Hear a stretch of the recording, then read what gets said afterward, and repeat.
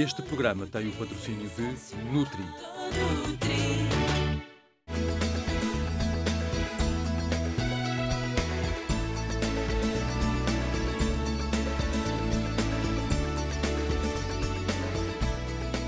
Viva bem, viva saúde! Começa aqui o seu programa de saúde e bem-estar que o ajuda a evitar o surgimento de diversas doenças. Já de certeza que ouviu o provérbio antes prevenir que remediar. Faz sentido. E porque queremos que esteja sempre um passo à frente de situações de risco, hoje vamos abordar a prevenção dos problemas infecciosos em África. Acha que sabe tudo sobre estas doenças e de como se pode evitar? O seu impacto social e as medidas que podem ainda ser tomadas? Convidamos o Dr. Ricardo Batista Leite, membro do Grupo Parlamentar para a População e Desenvolvimento em Portugal e médico com formação em infecciologia, para nos esclarecer. Bem-vindo, doutor. Obrigado. Primeira vez aqui na Casa de Viva Saúde. É a primeira vez e com muito gosto. Obrigado pelo convite. O que tem a dizer-nos então sobre as doenças infecciosas em África? Bom, as doenças infecciosas de facto têm em África o seu expoente máximo, digamos assim. Infelizmente. O que isso traz de bom e de mau. De facto, e olhando sobretudo para os países africanos de língua oficial portuguesa, as doenças infecciosas são responsáveis em grande parte por muitas das dificuldades que existem no combate à mortalidade, particularmente na melhoria dos índices de esperança média de vida.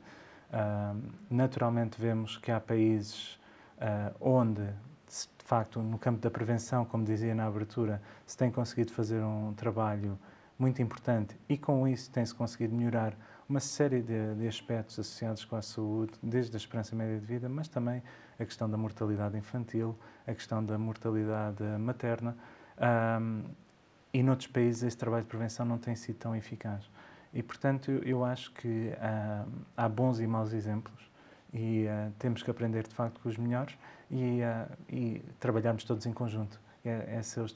Esse caminho é forçoso no espírito da cooperação, que é tradicional entre os países e também com Portugal, e que tem dado bons frutos. Aliás, um bom exemplo disso é Cabo Verde.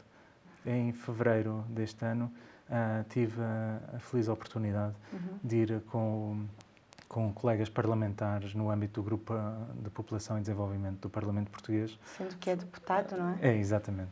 Como deputado fui lá visitar, de facto, o resultado da cooperação portuguesa em Cabo Verde, na praia, e, de facto, verificamos que campanhas de prevenção, quer no campo das infecções sexualmente transmissíveis e particularmente do VIH-Sida, quer o forte investimento que se faz desde os anos 80 na saúde materna ou infantil, tem resultados estrondosos. E basta olhar para os índices e para os indicadores comparativamente com outros países de língua oficial portuguesa em África e, de facto, há um ganho gigantesco, o que depois forçosamente leva a ganhos a todos os outros níveis do desenvolvimento.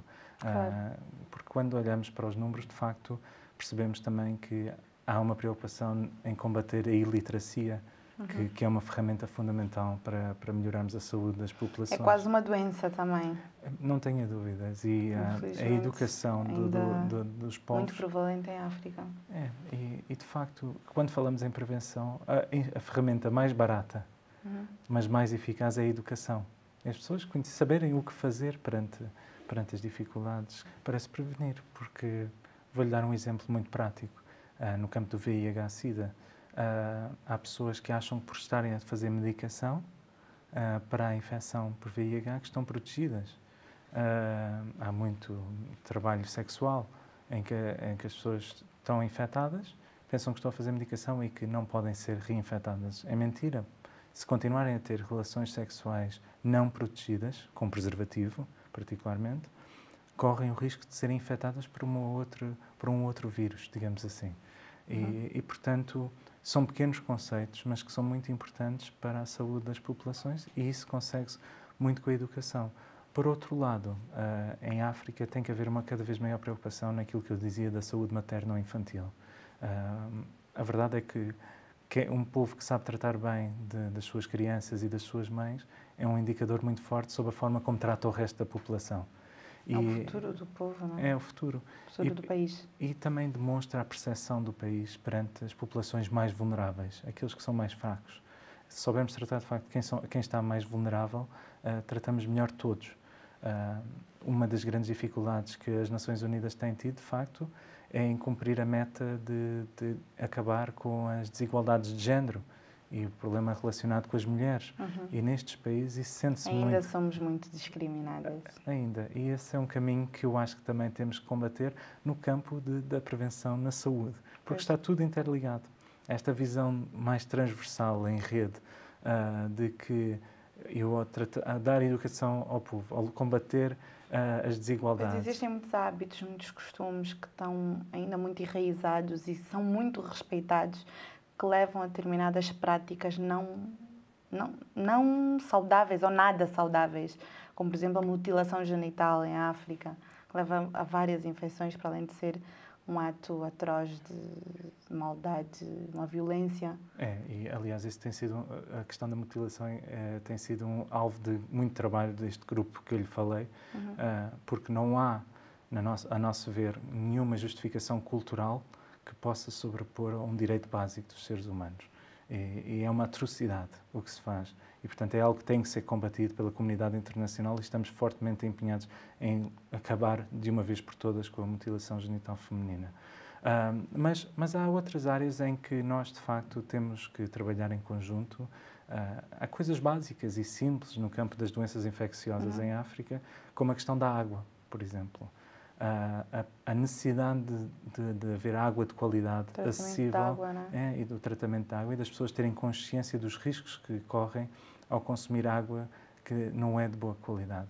E essa é outra dificuldade que no mundo em desenvolvimento que, de facto, não temos conseguido cumprir com... Doutor, que medidas de prevenção acha que têm sido feitas em Cabo Verde para, por exemplo, o HIV estar a diminuir em grande escala, que não ocorrem, infelizmente, nos outros países da África? Bom, Cabo Verde assumiu claramente a prioridade de trabalhar no terreno e de combater o flagelo social que é o VIH-Sida. E, portanto, assumiu várias medidas que eu considero importantes. Primeiro que tudo, identificou no terreno organizações não governamentais que pudessem colaborar, em conjunto, naturalmente, com a Organização das Nações Unidas, com a OMS, a Organização Mundial da Saúde, e também a cooperação portuguesa também deu um contributo importante. Identificando quem está no terreno, está mais próximo das pessoas, das mulheres, dos adolescentes, pôde depois, então, através de campanhas, por um lado, de educação, envolvendo os jovens...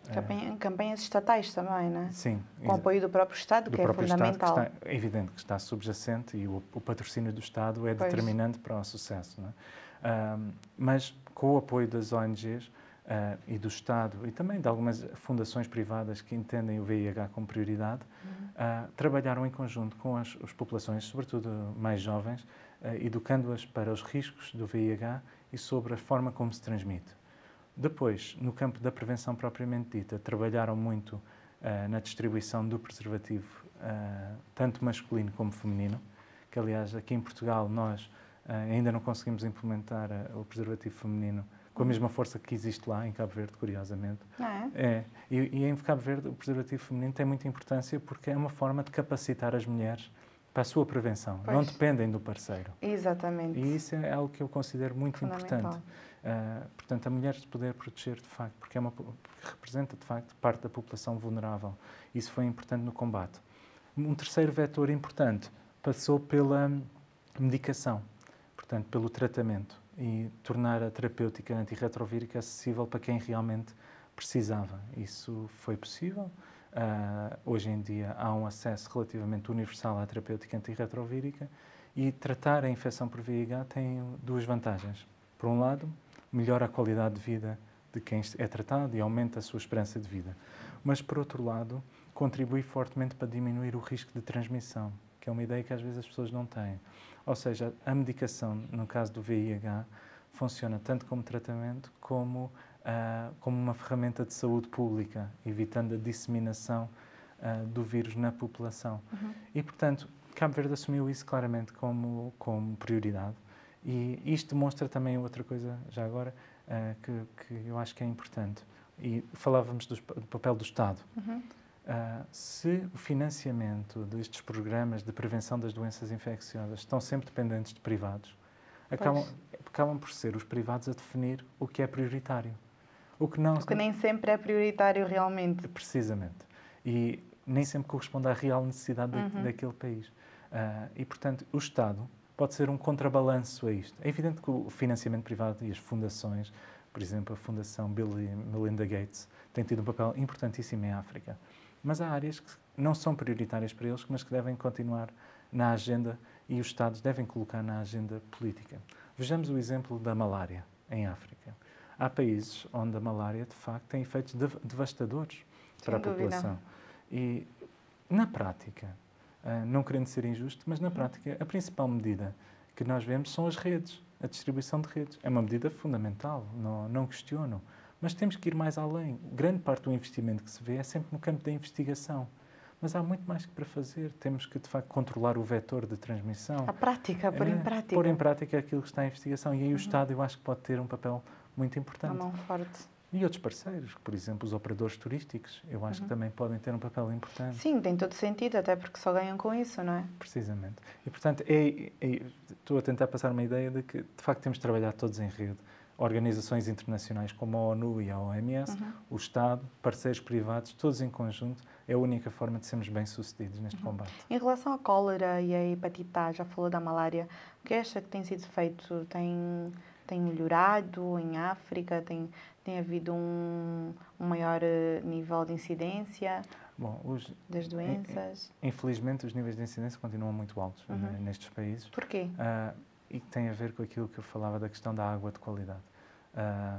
É preciso as pessoas perceberem que estas doenças transmitem-se por água contaminada ou por alimentos contaminados. E, por outro lado, aí sim é uma responsabilidade importante do Estado de assegurar que as pessoas tenham acesso à água de qualidade. E, infelizmente, durante muitos anos, enfim, em alguns países, fruto também do conflito, o acesso à água da água de qualidade, nem sempre foi a desejada. E ainda sofremos muitas das consequências. Precisamente. E, portanto, isso, de facto, levou a consequências gravíssimas em toda a região da África subsaariana. Doutora, ainda temos muito que conversar, mas não vamos já esgotar o tema, pode ser? Sim, sim. Fico com algumas informações sobre o impacto destes problemas. Eu e o Dr. Ricardo Batista Leite voltamos já a seguir. Mais de 13 milhões de pessoas morrem anualmente na sequência de doenças infecciosas. As classes mais baixas são as mais vulneráveis, já que são as que possuem menos condições básicas de vida. Na Etiópia, vários estudos e relatórios indicam que este tipo de doenças ocupa 85% das doenças tratadas nos centros de apoio médico e hospitalar. O ambiente interpreta um papel fundamental no que toca à transmissão. Más condições de saneamento e água contaminada desencadeiam doenças como a cólera, a malária ou a dengue. Em muitos países africanos, segundo a Organização Mundial da Saúde, está a ser feito um plano de detecção, tratamento e prevenção para os principais focos destas doenças. Contudo, apesar do grau de incidência preocupante, as medidas de controle e estratégias de erradicação são acessíveis a poucos, tendo um impacto social e económico devastador. Mais informado? Mantenha-se em contacto connosco através do nosso Facebook. Já clicou em gosto na nossa página? Lá temos muitas informações sobre saúde e sobre todos os nossos programas. Porque não aproveita e visita-nos e expõe as suas dúvidas, como fez a Fernanda Azevedo, que nos colocou a questão: quais são os cuidados básicos a ter quando falamos de doenças infecciosas? Bom, há vários tipos de doenças infecciosas. Já falamos aqui um pouco sobre elas. Podemos começar pelas infecções sexualmente transmissíveis, que têm um grande impacto em África. As pessoas têm que ter noção que, a partir do momento em que têm relações sexuais, estão em risco de apanhar uma infecção sexualmente transmissível e o método de evitar a infecção mais eficaz é claramente a utilização do preservativo. Portanto, feminino ou masculino? Feminino ou masculino. Não precisam de usar os dois.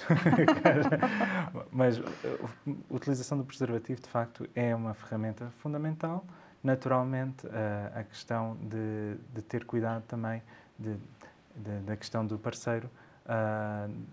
É evidente, quanto maior o risco e quanto mais troca de parceiro, maior o risco. E, portanto, nada melhor do que a utilização do método de barreira como preservativo para se prevenir. Outras doenças infecciosas passam pelos alimentos e pela água contaminada, como falávamos também, e aí, claramente, garantir que a fonte da água que é utilizada é de boa qualidade e garantir que os alimentos são bem lavados, quando possível descascados, quando são frutas e legumes, antes de serem consumidos. No que diz respeito às doenças infecciosas transmitidas por vetores, como por exemplo mosquitos, enfim, quem é de fora da África, existe medicação profilática para evitar a infecção, por exemplo, por malária. Quem vive, enfim, aprender a viver com a presença destas doenças através da utilização das redes mosquiteiras, por exemplo, que são muito importantes, e evitando, por exemplo, a questão de águas estagnadas. Às vezes os pneus velhos, onde existem águas paradas, são uma boa fonte para potenciar a presença destes vetores e, portanto, as pessoas devem evitar águas paradas à sua volta e ter muito cuidado, sobretudo no início da manhã, ao final da noite, o cacimbo, terem cuidado. Angola, neste momento, está no cacimbo. Precisamente. Naquilo que depende das pessoas, conseguem evitar, de facto, muitas das infecções que existem e abundam naquela região. Depois há coisas que não dependem das pessoas. E isso também podemos fazer o apelo aqui para que haja, de facto, água de qualidade fornecida às pessoas, que se acabe com os esgotos a céu aberto e que se dê qualidade de vida às pessoas, acabando com as favelas, que são um potenciador pela falta de saneamento básico destas doenças. Enfim, tudo isso ajuda, para além da questão da educação que falamos no início. Pois, que é fundamental. Cerca de 35 milhões de pessoas viviam com HIV em 2011. Que qualidade de vida se pode dar a quem realmente já tem a doença? Bom, para as pessoas perceberem, existe a infecção por VIH, que é ter o vírus, estar infectado com o vírus, e depois pode evoluir para a SIDA. É importante as pessoas terem noção que a partir do momento em que ficam infectadas, podem viver cerca de 10 anos sem qualquer manifestação. Ou seja, o vírus está presente e transmite-se. E, portanto, esse é um primeiro fator que a pessoa tem que ter noção. Se teve um contacto sexual em que não se protegeu com preservativo, deve fazer o teste para perceber se está infectado ou não. Porque, caso contrário, arrisca-se a transmitir o vírus a outras pessoas e perpetuar a epidemia. Depois, existe, a partir do momento em que a pessoa está infectada, hoje em dia, quanto mais cedo for detectado a infecção, melhores são as probabilidades de ser devidamente tratado e ter acesso à medicação atempadamente. Tratado não é exatamente curado, não. Infelizmente ainda não existe a cura. Mas, com a infecção por VIH, ao contrário do que acontecia há 20 anos atrás, que hoje é uma doença crónica. Portanto, consegue-se viver até uma idade idosa, como outra pessoa qualquer, sob terapêutica. Agora, e isto de facto, basta vermos que em 1989 as pessoas morriam em 19 meses, em média. Hoje em dia vivem até aos 70, 80 anos de idade com a infecção. Agora, isto exige várias coisas. Primeiro, exige que haja acompanhamento médico regular. Exige acesso aos testes diagnósticos, às análises laboratoriais. E exige acesso à melhor medicação que existe no mercado. Ora, nestes países, nem sempre isso é possível. E, portanto, a melhor política, aliás, toda a nossa estratégia de cooperação deve assentar na prevenção da doença. E, portanto, é importante as pessoas se irem testando e tomarem todas as medidas para evitar a doença. A malária afeta cerca de ainda 40% da população mundial. Contudo, a OMS, Cabo Verde e São Tomé e Príncipe são os países que têm feito mais na erradicação da doença. O que é que eles realmente têm feito? Bom, o trabalho... Para que tenhamos atingido, desculpe interrompê-lo, estas percentagens tão boas. Muito do trabalho que foi feito passou por aquilo que eu falava que devia-se fazer noutros países também. Ou seja, para além da questão da rede mosquiteira e de evitar a infecção nas pessoas, tem sido feito algum trabalho do ponto de vista da erradicação dos vetores, do vetor que transmite a malária, ou seja, do mosquito. Esse é um caminho que está comprovado, que é eficaz. Existem outros caminhos em estudo. Enfim, é muito mais barato as pessoas prevenirem a doença do que tratá-la. que, mais uma vez, tem que estar no centro. Por vezes é difícil fugir de algumas dessas doenças que referimos por estarem associadas a condições externas e ambientais, como, por exemplo, a hepatite A. Bom, a hepatite A é exatamente na mesma linha daquilo que eu falava. Como sabe, muitos dos viajantes que vão para estes países fazem uma vacina que é relativamente eficaz contra a hepatite A. No entanto, tem uma durabilidade de eficácia de cerca de 3 anos e, portanto, não é uma medida, digamos, para quem vive nestes países, das mais desejáveis ou das mais eficazes. E, portanto, no campo da hepatite A também, aqui a educação das populações passa a ser fundamental e as pessoas têm que ter a noção que têm que ter cuidado com a água que consomem e que utilizam, até porque essa água, muitas vezes, nós sabemos que depois é água e as pessoas que vão buscar a água pensar que é água que estão a dar aos seus filhos, é água que estão a usar para lavar os alimentos da sua família e, portanto... Usar, se calhar, aquelas gotinhas para desinfetar Existem as pastilhas também e aí é que eu acho que muita da educação deveria ser nesse sentido, de educar as pessoas para as várias opções que existem no terreno. Será o problema de haverem poucas ações de consciencialização nesse sentido? Bom, isto também varia de país para país e às vezes de região para região.